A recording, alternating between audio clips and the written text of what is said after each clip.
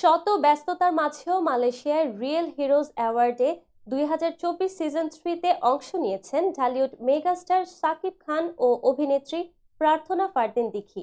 অনুষ্ঠানে অংশ নেয়ার পর সংবাদ মাধ্যমে নিজেদের মতামত জানান এই দুই তারকা। বিস্তারিত ডেস্ক রিপোর্টে।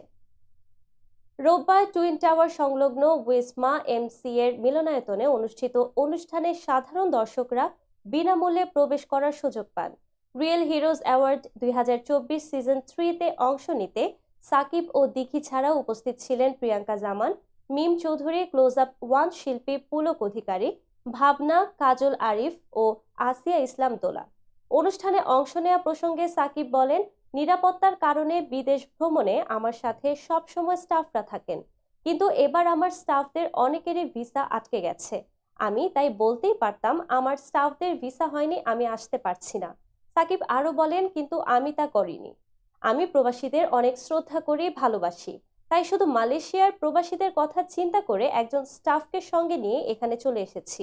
প্রবাসীদের নিয়ে সাকিব বলেন, বাংলাদেশে টাকা পাঠানোর জন্য প্রবাসীরা অক্লান্ত পরিশ্রম করেন। আমি সব সময় তাদের সেলুট জানাই। প্রবাসীরা নিজের দেশ আর সিনেমাকে অনেক ভালোবাসেন, আর সে ভালোবাসার টানে এখানে ছুটে এসেছি।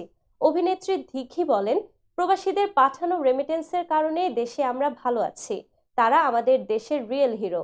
আমরা তাদের সম্মানিত করতে ও বিনোদন দিতে কুয়ালালামপুরে এসেছি।